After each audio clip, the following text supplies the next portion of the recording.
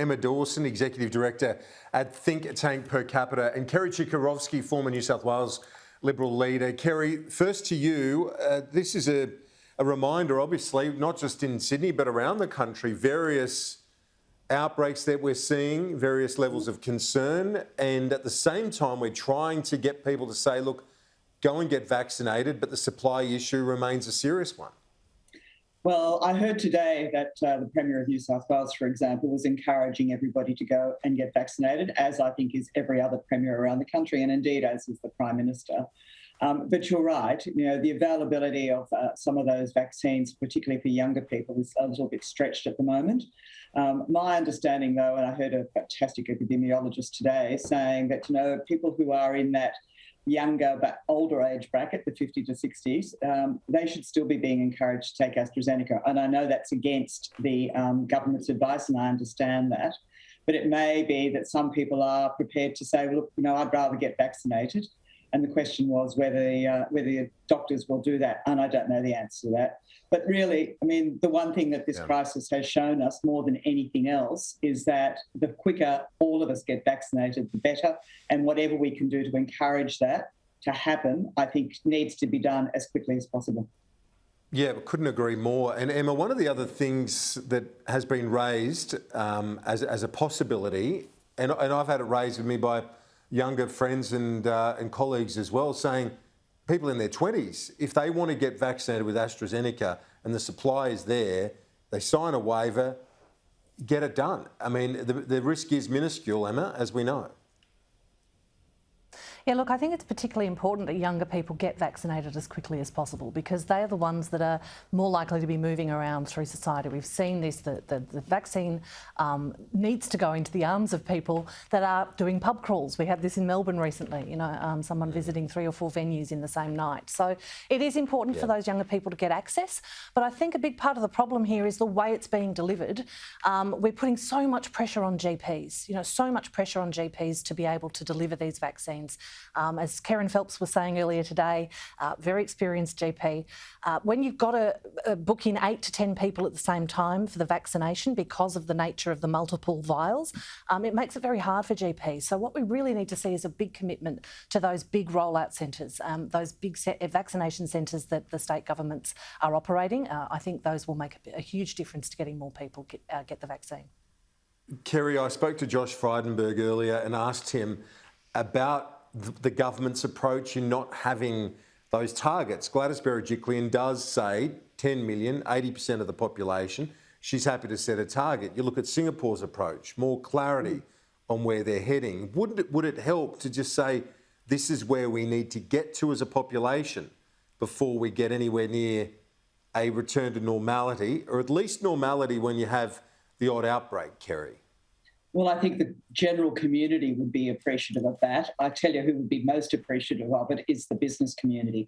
Business community is desperate to get to the stage where they can have some sense of normal in the way they plan forward for their businesses. You see the most heartbreaking situations where restaurants who have now had to throw out 2 weeks' worth of food because they thought they were going to be operating in New South Wales. They want to know when the governments are going to believe that they won't have to close for a short, sharp lockdown. What is the target within the community before that sort of response is no longer necessary? So I actually think there should be a target. I think we should all be clear about what we think the population percentage needs to be vaccinated before we can, for example, have confidence about the borders staying open.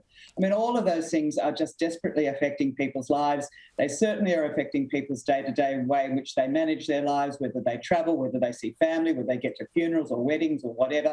But as I said at the beginning, the business community in particular, and it's not just the tourism industry, it's every business in this country which needs to operate and plan for the future. They need that certainty.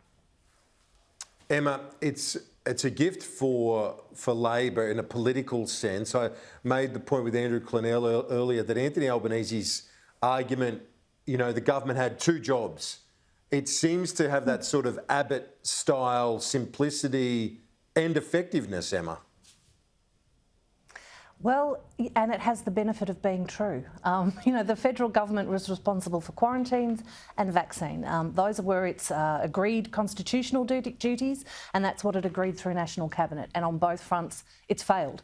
And people in Melbourne now and people in Sydney are going through a 2-week lockdown. I really hope it's no longer than that. People in Melbourne are very scarred from last year's long lockdown, and I think people were kind of willing to cop it on the chin because there was no alternative at the time. But now people are getting pretty angry. They're saying, look, we are at the bottom of the world. We are third from the bottom of the world in terms of the percentage of our population that's fully vaccinated.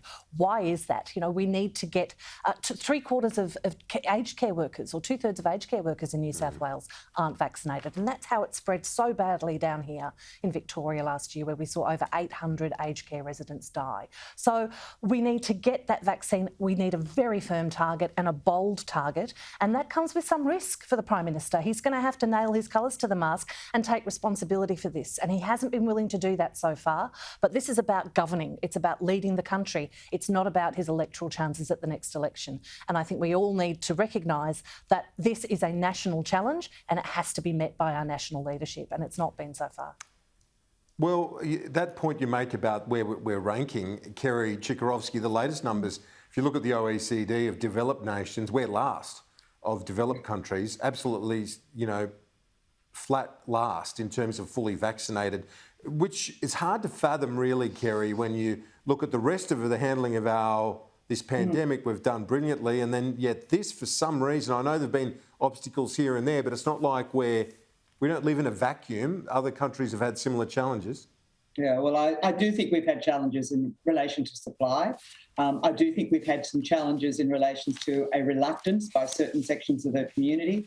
And I think that needs to be overcome very positively. We do need leaders, for example, in some of the ethnic communities who've been a little bit more reluctant. We need them to stand up and say, go out, get that vaccine. You don't need to do this just for you. You need to do this for your mum, your dad, your grandmother. You need to do it for your children. So we need very strong and positive messages around that. But, it is no doubt, it is disappointing that we haven't gone as strong and as hard as we possibly could have.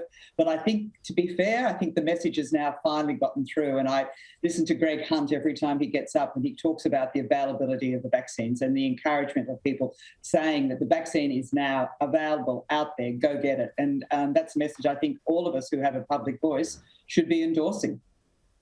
Emma, do you think, just finally before we wrap up, that the only silver lining, and I've had a few people, epidemiologists, say this to me, it is the only silver lining, but I guess it's a pretty strong one, that is that people are shocked out of complacency by these outbreaks? Yep, look, absolutely. Anyone that was still hesitant about getting the vaccine, that was convinced by the rhetoric that it wasn't a race and we didn't have active COVID and we didn't need to worry about it, which was coming from the Prime Minister and the Chief Health Officer as recently as a month ago. Anyone that was still feeling, OK, I'll wait, has probably been shocked out of that complacency by this.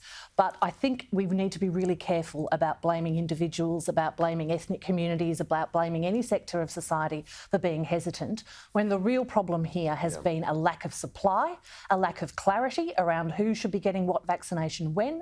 There are still people who are in the 1A and 1B category who aren't vaccinated. And we know that we cannot get appointments here in Melbourne, for example. It's very difficult to get an appointment for your first Pfizer vaccine until the end of July because the supply of second doses wasn't reliable enough coming from the federal government. So let's stop blaming the community. I think this has been enough of a shock for the community and any hesitancy will stop. But we need the government now to step up and put the vaccines into those centres and get them into people's arms. Emma Dawson, Kerry Chikarovsky, thanks. Talk to you both soon. That's where our Sky News on Win viewers leave us. If you're watching on Foxtel, we're back after the break. A support package on the cards for New South Wales, plus deer in the headlights. The bizarre way a duo was caught breaching Sydney's stay-at-home orders.